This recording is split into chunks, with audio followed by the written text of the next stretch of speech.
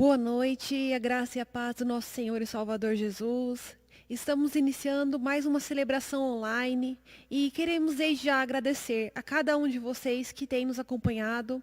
Estamos ao vivo pelo Facebook e também pela nossa página no YouTube e também no canal 8 da NET pela nossa TV Alfa. Queremos agradecer a participação de todos vocês que têm também acompanhado tudo que nós temos compartilhado nas redes sociais. Estarei lendo um versículo para darmos início, que se encontra no livro de Salmos, 42, versos 1 e 2. Como suspira a corça pelas correntes das águas, assim, por ti, ó Deus, suspira a minha alma. A minha alma tem sede de Deus, do Deus vivo. Quando irei e me verei perante a face de Deus. Esse versículo é algo que fala muito conosco, nesses momentos reflexivos que temos vivido, porque como ainda estamos em isolamento social, muito temos pensado, muito temos buscado, e com isso, nosso anseio pelo Deus vivo é algo que nos enche.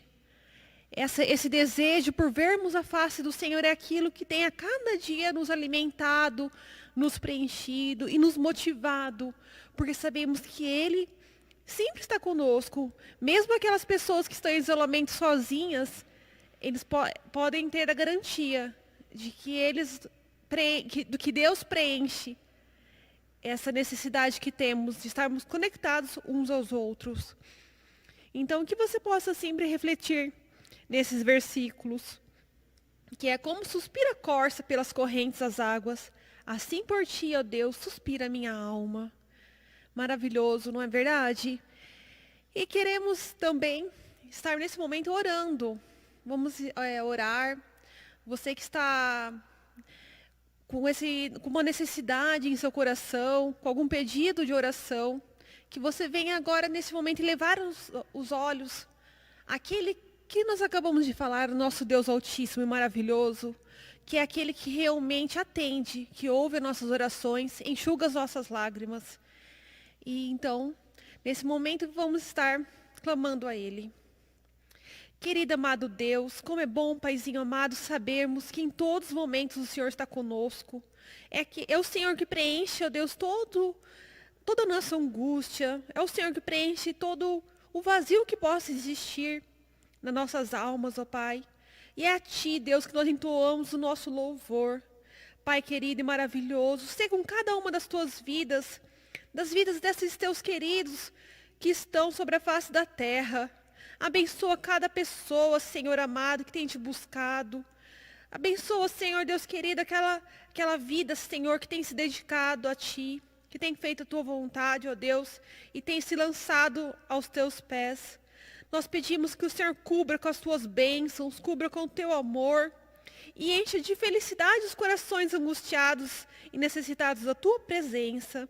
Nós queremos sempre, ó Deus amado, nos render e nos lançar aos Teus pés, pois este é o melhor lugar para estarmos diante da Tua presença, Deus maravilhoso.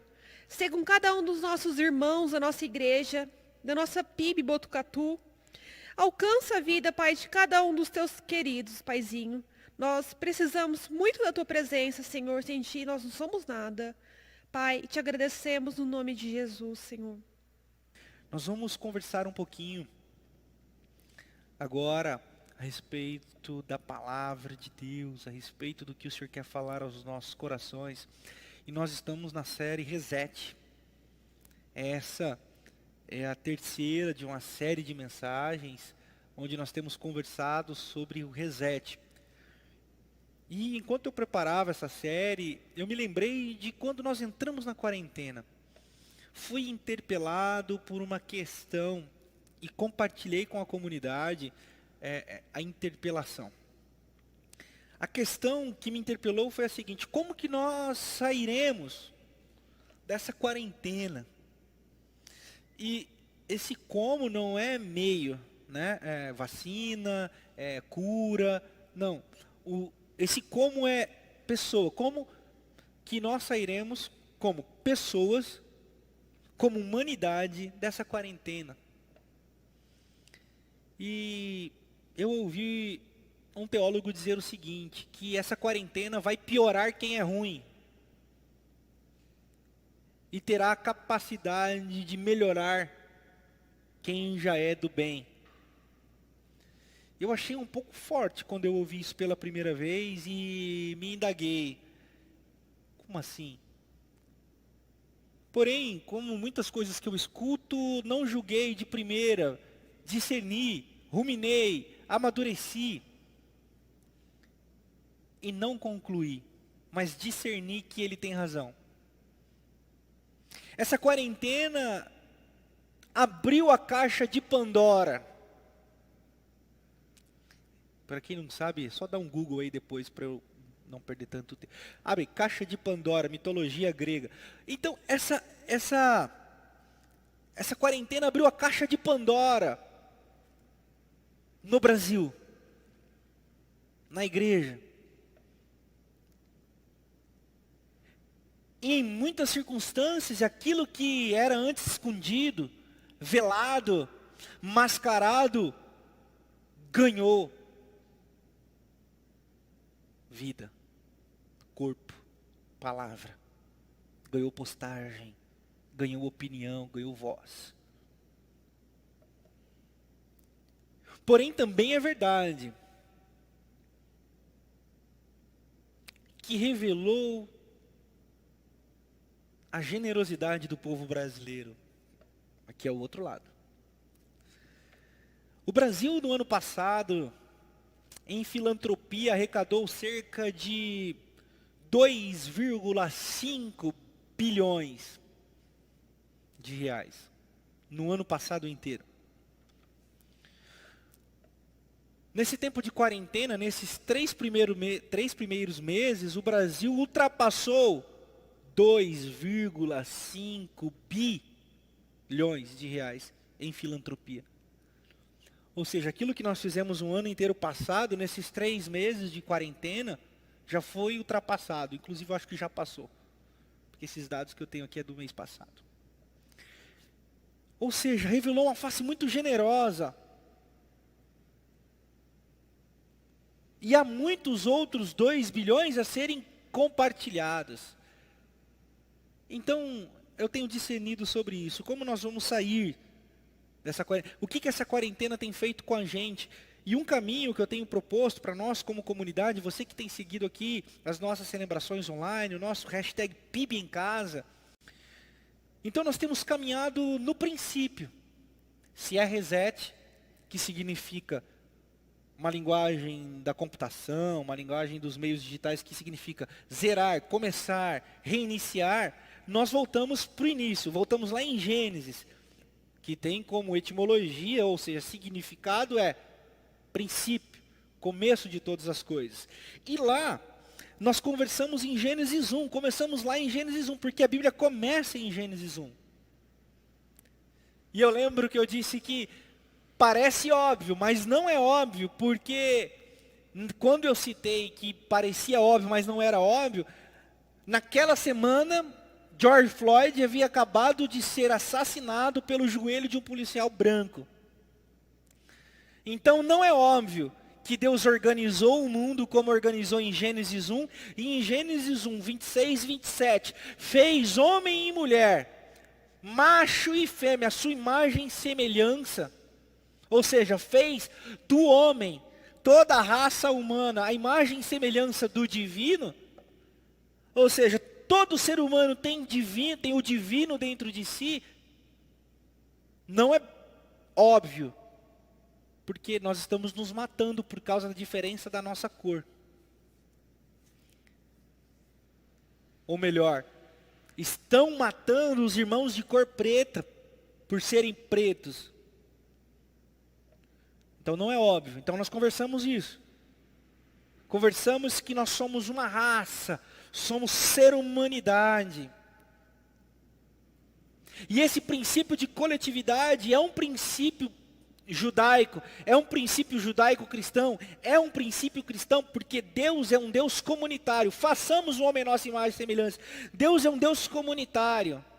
Deus é um Deus de relacionamento, Deus é um Deus coletivo, e esse é o mistério da Trindade, um Deus que é três, mas é um, que é um em essência, mas três em personas. Então, esse é o mistério da Trindade, ou seja, um coletivo plural, ou uma individualidade plural, e a comunidade do Cristo é isso. A humanidade que Deus fez é essa, uma unidade que também é plural. E aí depois nós fomos lá para Gênesis 3, conversamos sobre as implicações da queda, falamos do valor do homem, da mulher, usando como base Gênesis 2, que Deus fez o homem e depois fez a mulher, tirando-a do homem, ou seja, fazendo ela como igual, como companheira, porque é verdade, Deus olhou para Adão e disse, não é justo que Adão esteja só, porque a vaca tem o boi, a cabra tem o cabrito, a galinha tem o galo, o rato tem a rata, como Adão não tem ninguém? Façamos uma companheira, ou seja, uma igual a ele. Então nós conversamos que na queda, Adão olha para Eva, que era sua igual, e diz assim, essa mulher que tu me destes.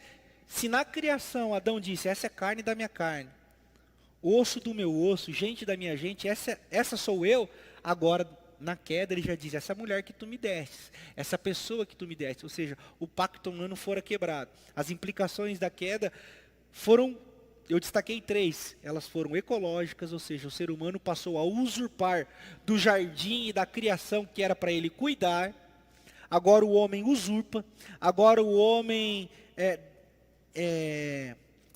denigre, o homem degrada, degrada, o homem tira dali a sua riqueza, ou em nome da riqueza, então ele mata a natureza que era para ele cuidar. A segunda é que o homem se subjuga os outros. Segunda implicação, o homem subjuga os outros, ou seja, há homens melhores, há raças mais evoluídas, há seres humanos melhores do que os outros, há pessoas não tão humanas. É desse pecado que surge arianismo, é desse pecado que surge aristocracia, é desse pecado que surge meritocracia, é desse pecado que surge rico e pobre, é desse pecado que surge pessoas com menos valor, pessoas com mais valor, é desse pecado, dessa segunda implicação. E a terceira implicação foi sobre o trabalho. Nós estamos em Gênesis 3. A terceira implicação que eu falei foi que o trabalho que sempre existiu desde a criação, porque nós somos criados para cuidar do jardim, isso é um trabalho. Mas nós somos tão doentes na nossa consciência, que eu até citei semana passada, que às vezes a gente tem piadinhas, né? Quando eu encontrar Adão, eu vou pegar esse cara, a gente não gosta da segunda-feira, a gente não gosta do trabalho, e que não sei o que lá, essas piadinhas todas, como se no céu nós vamos ficar tocando harpa a eternidade inteira. Que céu chato, hein? Que céu chato. Então, a dimensão do trabalho foi equivocada. E eu até estava ouvindo o pastor Ed René, ele falou uma questão muito interessante. Eu já tinha ouvido falar, mas nunca havia contestado. Então ele contesta. Por exemplo, para falar do trabalho, foi-se pesquisada a etimologia da palavra e dizem que vem de tripalium, um instrumento de tortura. Então o trabalho é um instrumento de tortura. Como diria um meme que meus filhos ficam assistindo lá na internet, naquele TikTok, que viagem é essa, velho? Que viagem é essa? Não tem nada a ver. Deus é um Deus que nos fez para trabalhar. Deus é um Deus que nos fez para cuidar do jardim, espalhar o jardim sobre toda a plenitude da terra. Essa é a poesia de Gênesis. Qual a implicação da queda em relação ao trabalho? Escravidão. Usurpação. Usar a vida e a saúde do outro para enriquecer. Competição. Darwinismo selvagem. A implicação da queda é que agora nós começamos a nos matar por causa de cargo. Nós começamos a criar casinha. Já ouviu essa expressão, criar casinha, ou seja, criar intriga para derrubar o gerente, para derrubar a outra, para usar o lugar do outro. Ou seja, o estresse do trabalho são implicações da queda. E não do trabalho. Só que nós também trabalhamos que tudo isso Jesus ressignificou, a nossa relação com a natureza, a nossa relação com o outro e a nossa relação com o trabalho. Produzir beleza no mundo, fazer do nosso trabalho algo que glorifique a Deus, tratando o próximo com valor, cuidando das coisas criadas por Deus. Jesus ressignificou tudo isso. E hoje, dei um resumão, dei uma canja para quem não assistiu as 2 primeiras também. E hoje nós chegamos aqui, nas águas que lavam, que curam o mal. O que é importante? Nós estamos falando de Gênesis. Provavelmente, metáforas a respeito do mundo criado, sustentado por Deus. E um homem que se lançou para fora da mão de Deus. Metáforas para narrar o mundo criado por Deus perfeito, um ser humano criado por Deus perfeito, mas um ser humano que escolheu virar as costas para Deus. E nesse ato de virar as costas, uma narrativa muito forte na história de Israel era sobre o dilúvio. Inclusive, não apenas com os hebreus. Essa história era contada por muitas tradições religiosas da época, e cada uma trazia sua aplicação para o seu Deus, o Deus da sua fé. E os hebreus, os israelitas, também tinham a sua. E essa dos hebreus nós temos acesso, está aqui na nossa Bíblia em Gênesis, capítulo 6. Que é a história do dilúvio.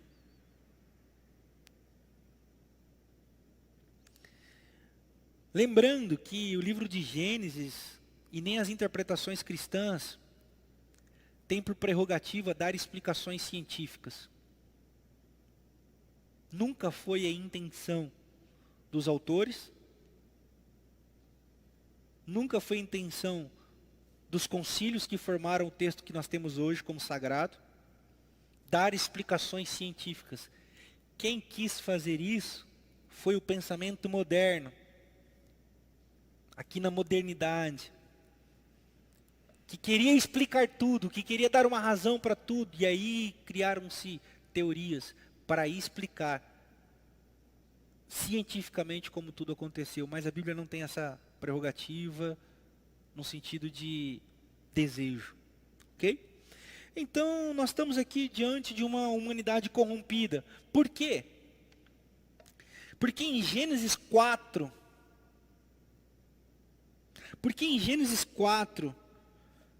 nós vemos ali, olhamos para o texto e temos 2 irmãos,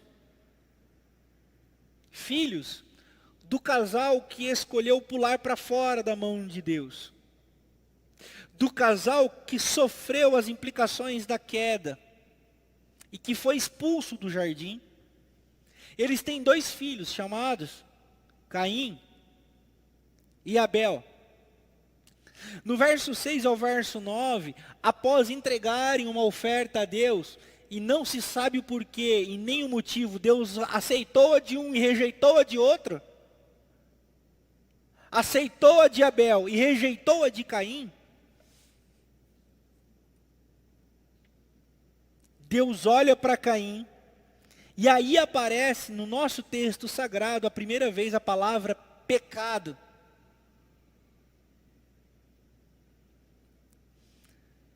E ele diz: Caim, o seu rosto está transformado. O pecado está à sua volta e quer te dominar. Você precisa resistir. E ao sair dali, Caim chama o seu irmão Abel para o campo, e ali mata o seu irmão. E no verso 11, 10 e 11,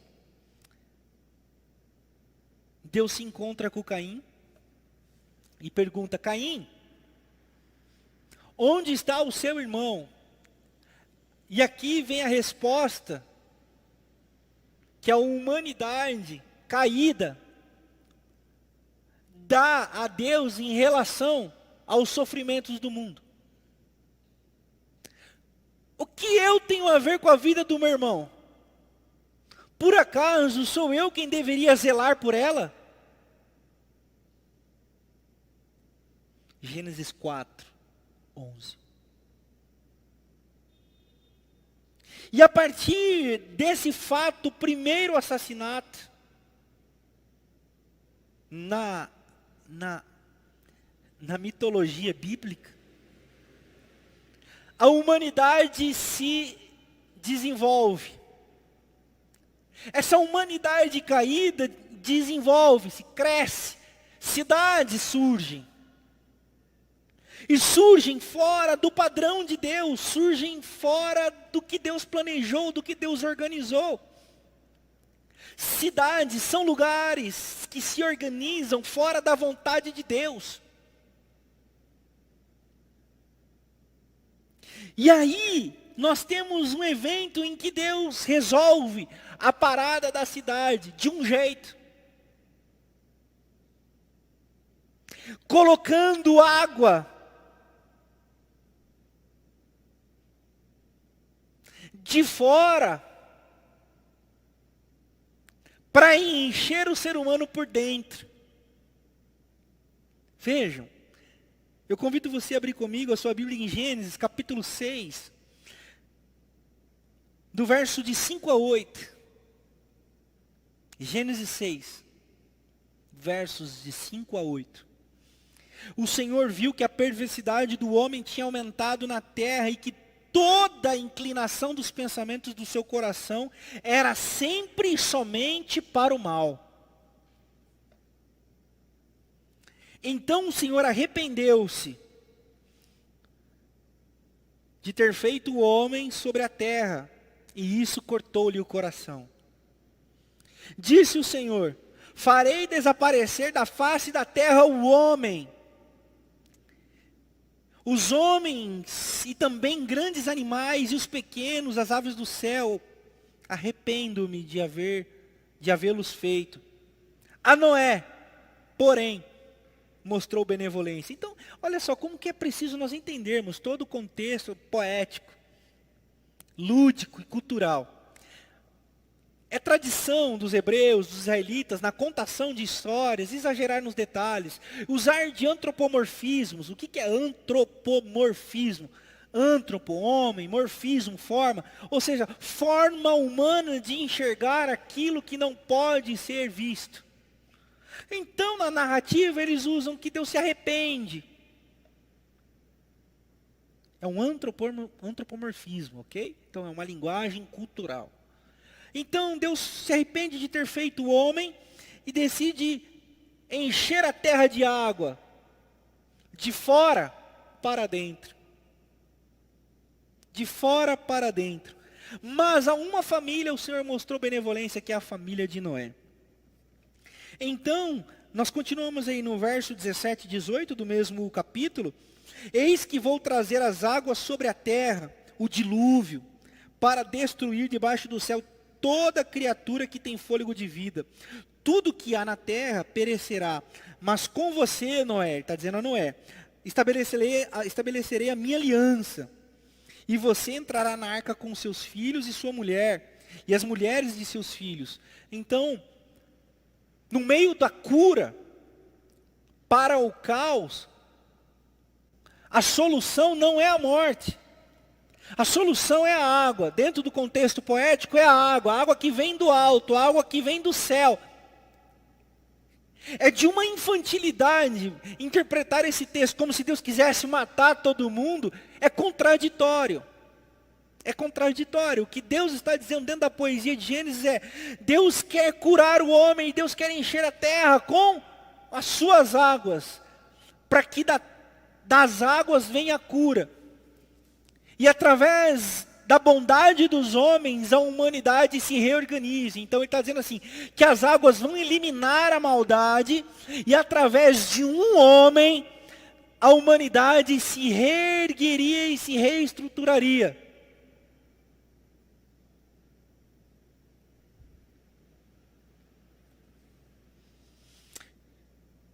O mal tomou conta da humanidade.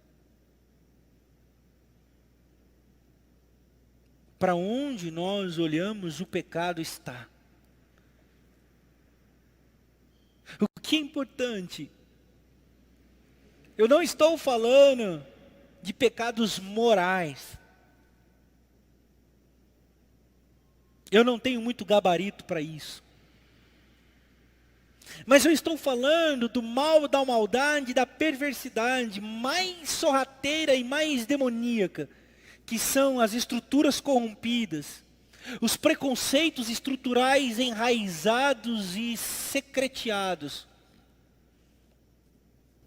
a misoginia espalhada e perfumada. Eu conversava com um irmão ativista da causa dos negros. Seu nome é Estevão. E ele disse uma coisa assim: pastor, é muito difícil combater o racismo no Brasil. E eu disse: por quê, meu irmão? E ele disse assim: porque ninguém é racista no Brasil. Eu falei: como é que é? Eu falei: não é? Ele falou assim: acho que não, pastor. Faz uma pesquisa. Faz uma pesquisa na sua igreja. Quem é racista? Você é racista? Não. Você é racista? Não. Você é racista? Não. Mas a resposta não está aí.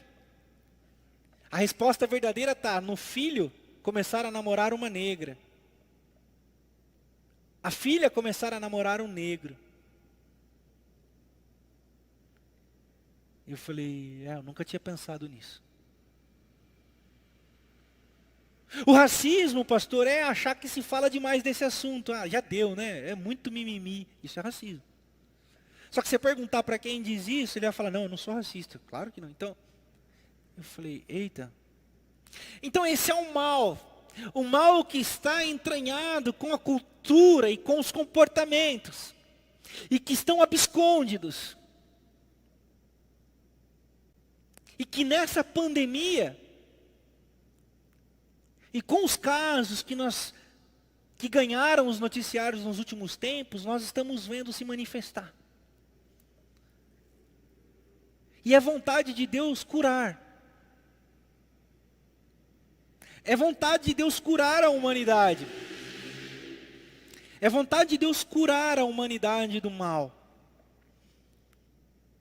Romanos, capítulo 5, no verso 12, Paulo compreendeu isso. Paulo escreveu: todos pecaram e destituídos estão da face, glória de Deus. Nós como humanidade herdamos isso. Mas o que é importante? Nós entendermos que essa não é a vontade de Deus para nós, queridos. Que ao mesmo tempo que a poesia nos mostra que Deus se arrepende e se entristece, Deus diz que as águas podem curar e através de um homem a humanidade pode se reestruturar. Na poesia aqui, as águas vêm do alto. E na poesia aqui, o homem é Noé.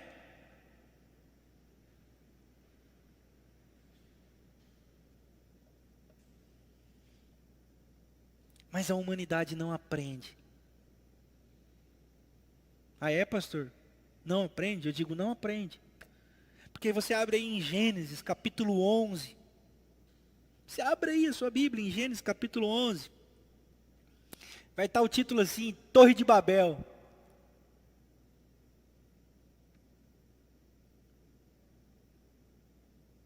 E é nesse capítulo que se encerra o primeiro fragmento poético. Do 1 ao 11. E encerra com a Torre de Babel. O que é a Torre de Babel? Uma humanidade tonta, me perdoem, o tonto é aquele que perde o sentido, perde a avaliação lógica da parada, fica tonto, entendeu? Então, tem muita gente tonta. Então a galera lá que construiu Babel era uma gente tonta, perdeu o sentido. E a poesia mostra que eles queriam criar uma humanidade autossuficiente, que por eles mesmos chegariam eles ao céu e dominariam todo mundo.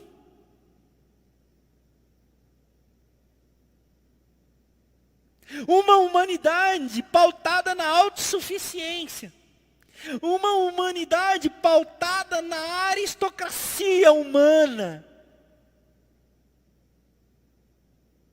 Uma humanidade que diz, eu sou plenamente capaz, eu não preciso de Deus. Essa é a narrativa do pecado. O pecado nos impõe estruturas que indignificam a vida humana e as relações e traz para nós um sentimento de autossuficiência. Mas aí nós continuamos, nós precisamos continuar. Nós vamos para Gênesis capítulo 7. Fica firme aí que eu estou indo, estou voltando, porque texto dentro do contexto, eu preciso ir e voltar para criar todo esse contexto. Fica firme, não vacila não, que senão vai perder o bonde. E aí nós vamos agora para Gênesis capítulo 7. Aqui em Gênesis capítulo 7, no verso 17 e 18, nós temos 40 dias durou o dilúvio. E as águas aumentaram e elevaram a arca acima da terra. As águas prevaleceram, aumentando muito sobre a terra.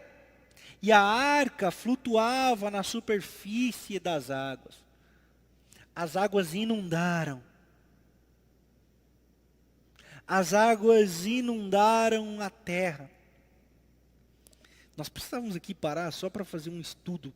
Dava para fazer uma semana só de explicações teóricos, teológicas disso aqui. Mas há quem diga que o dilúvio é uma leitura de um evento local. Há quem diga que o dilúvio é um evento que aconteceu no mundo inteiro. Enfim. Mas o que é importante entendermos é que esse conto, que era comum nas tradições da época, dentro da perspectiva hebraica, que ascende a tradição judaica, que é antecessora à tradição judaico-cristã, que sai a tradição cristã, é que as águas purificaram o mundo da perversidade. E através de um homem, da fidelidade de um homem, ele poupou a sua família. Então nós temos aqui o juízo.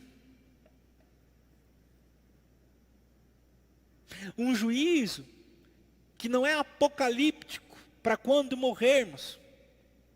Um juízo que não é apocalíptico para depois da morte, mas um juízo que já aconteceu.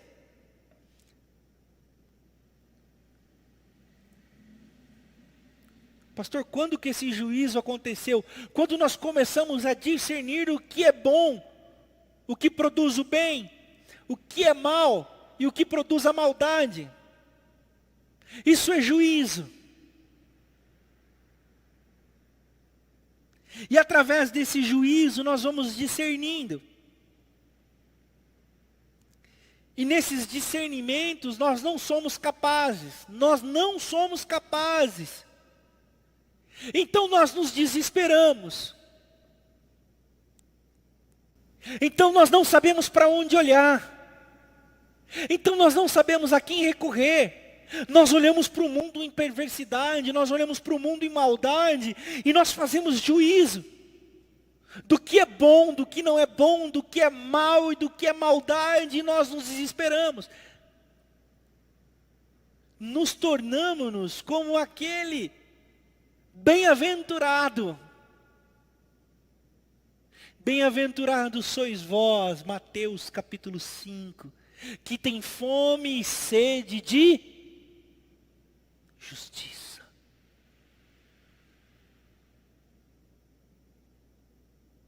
Bem-aventurados sois vós que fizeram juízo do mundo em perversidade, juízo do mundo em maldade, e não se contaminaram, mas clamam e têm sede de justiça.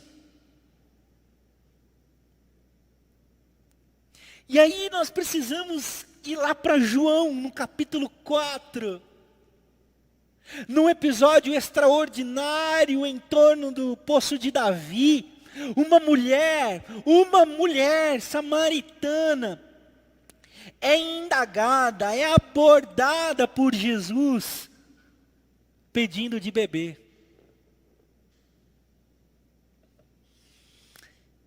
Jesus diz: dá-me de beber, mulher. E ela, espantosamente, por causa de todas as tradições, preconceitos e subjugamentos de uma religião e cultura patriarcal, fica espantada. E Jesus lhe oferece uma água.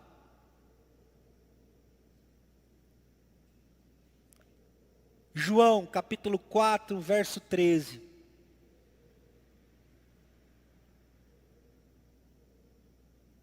Apontando para o poço, Jesus diz: mulher, todo aquele que beber dessa água, volta a ter sede.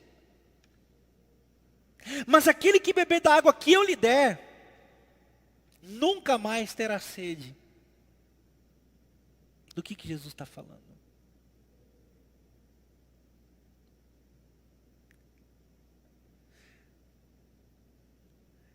Se na poesia do antigo, se na poesia da aliança antiga, as águas vieram de fora e inundaram o mundo, agora as águas emanam do lado de dentro. Não mais para acabar com a vida, não mais por juízo, mas para que a vida brotasse e a morte morresse dentro do indivíduo, para que através dele a vida jorrasse. Se no juízo as águas sucumbiram à vida, para que através de um homem a ordem estabelecida acontecesse, agora em Jesus a água emana do lado de dentro para fora, ao contrário, é de dentro para fora, para inundar o mundo, mas não com águas. E daqui a pouco nós vamos ver isso. Não mais com águas literais, mas com uma água que corre do trono de Deus. Se a humanidade perdida nos seus pecados torna-se intransigente, autossuficiente, faz do outro, do próximo, seu subserviente, agora com a cura das águas, isso não mais é a perspectiva de Deus. Com as águas que emanam de dentro, do trono de Deus, que flui de dentro daquele que crê, daquele que a possui, agora as relações são ressignificadas, as esperanças são ressignificadas, e ao fazermos juízos entre o bom, o belo, o mal e a maldade, nós não teremos mais sede, mas nós seremos saciados na nossa sede e fome de justiça. É isso. E aí nós vamos para Gênesis capítulo 8, dos versos 20 a 22. Olha só o que diz Gênesis 8, dos versos 20 a 22. Noé construiu um altar dedicado ao Senhor. E tomando alguns animais e aves puros, ofereceu-os como holocausto, queimando sobre o altar. Verso 21. O Senhor sentiu um aroma agradável e disse a si mesmo: nunca mais amaldiçoarei a terra por causa do homem, pois o seu coração é inteiramente inclinado para o mal desde a infância. E nunca mais destruirei todos os seres vivos como fiz dessa vez. Enquanto durar a terra, plantio e colheita, frio e calor, verão e inverno, dia e noite, jamais cessarão. A terra não vai mais acabar. E qual é a forma que Deus vai curar o ser humano da sua maldade? Através do seu Filho amado, Jesus Cristo. Se na antiga aliança, pessoas simbolizaram a eminência de um projeto de salvação, em Jesus nós temos a consumação.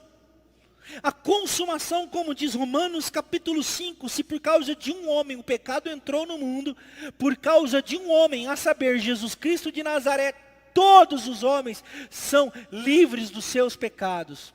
Então, nós através de Jesus temos a cura para o mal e para a maldade. Através de Jesus nós temos essa possibilidade. Amós capítulo 5, no verso 24, diz que através de vocês, que não flua a religião, que não flua o dogmatismo, que não flua os vãos holocaustos, que não flua as vãs adorações, mas que através de vocês flua um rio como um ribeiro perene.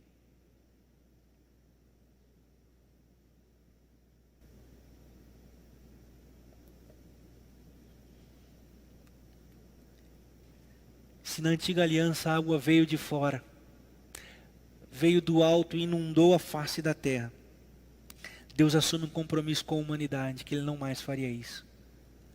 Filipenses capítulo 2, a partir do verso de número 6, diz que Deus, mesmo sendo Deus, não teve por orgulho ser Deus, e aqui o Deus Jesus eu estou me referindo, mas antes, esvaziando-se de si mesmo, tabernaculou, fez-se gente, fez-se homem, e nos mostrou um caminho onde Deus emanaria de dentro de nós. E é aqui que eu quero concluir. Eu disse tudo isso, primeiro para te instruir biblicamente, como deve ser a pregação.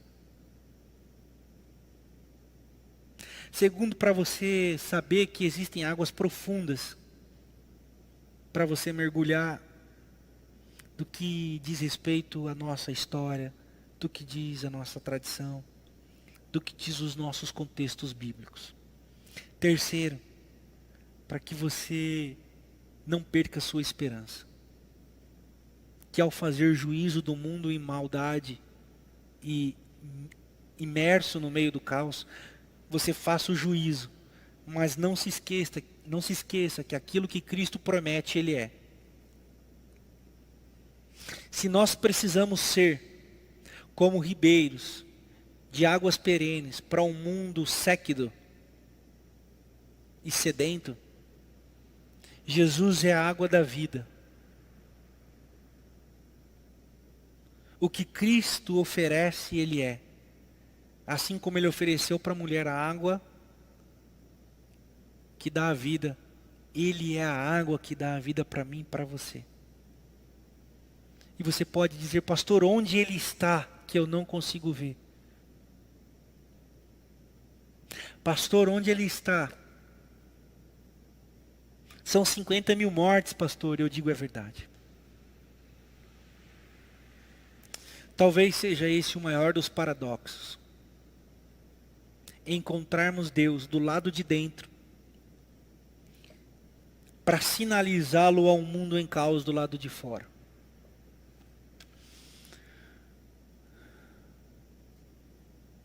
Eu tenho duas referências para isso. A primeira é a judia Anna Frank, que escreveu o famoso livro Diário de Anna Frank, em meio ao nazismo, em meio ao hitleranismo, que, diga-se de passagem, tinha bandeira cristã.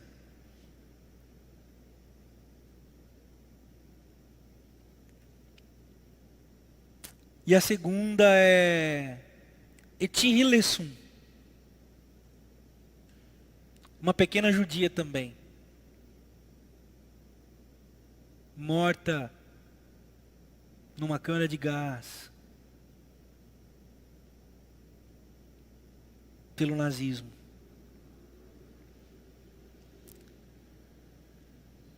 E que em meio a tanta dor e sofrimento encontrou Deus do lado de dentro.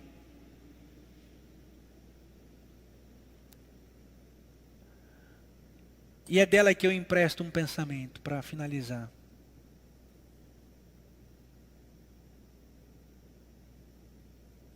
Todos nós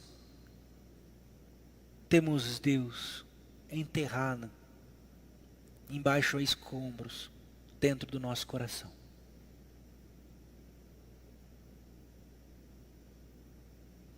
Cabe a cada um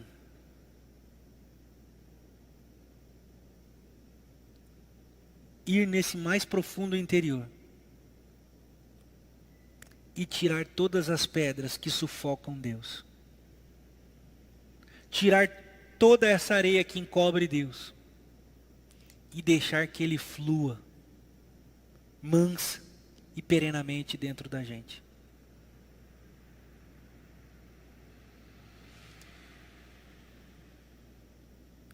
Talvez seja tempo nessa quarentena de você parar de querer distrair a sua cabeça com filmes, com Netflix, com redes sociais, com WhatsApp. E mergulhar para essa caverna profunda aí do lado de dentro, onde Deus possa estar enterrado. Você que me pergunta onde está Deus, eu convido você para esse caminho, que foi o caminho de Eti Hilesum, que eu tenho tentado ir também. E aí, cabe a cada um de nós ajudarmos uns aos outros a encontrar esse Deus que habita dentro de cada um de nós. Para que esse Deus flua como água que cura a gente mesmo do pior ser humano que a gente possa ser. Sendo curados do pior ser humano que a gente possa ser, nós poderemos cuidar de um mundo em caos e envolto de mal e maldade. Deus está aí, dentro de você. Apenas pare e ouça.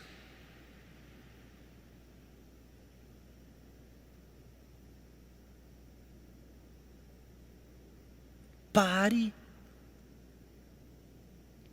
e ouça. E você vai senti-lo. Vai escutá-lo. E Ele vai curar você.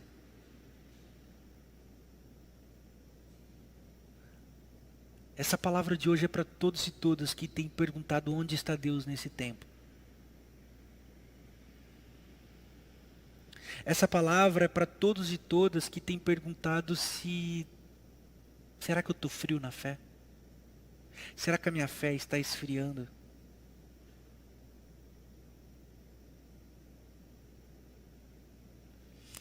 Tomás Halik vai dizer que uma fé que não se esfria jamais deveria existir.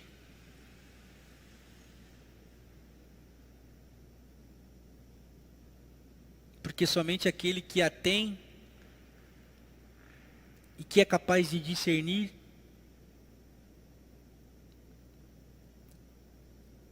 se ela está fria ou não,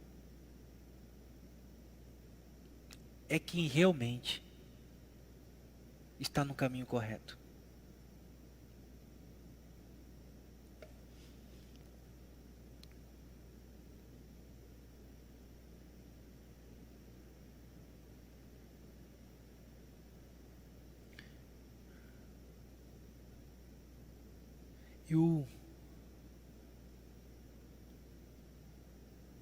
Eu tenho me perguntado muito sobre essa presença de Deus.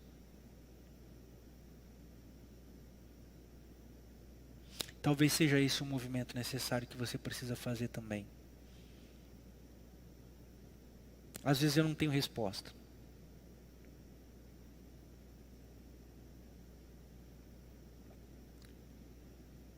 Mas eu tenho discernido os movimentos. E a minha suposição é que é aí que ele está. Nos movimentos. Movimentos para o lado de dentro. Movimentos em direção ao outro. Movimentos em busca da fonte da vida. Fonte da água da vida. Que ela flua dentro de você. A minha oração é que ela flua dentro de você. Águas que curam. Águas que matam a sede. Águas que transformam. Águas de vida. Amém. Amém. E amém.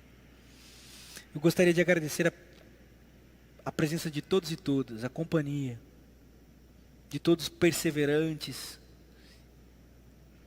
que resistiram até o final.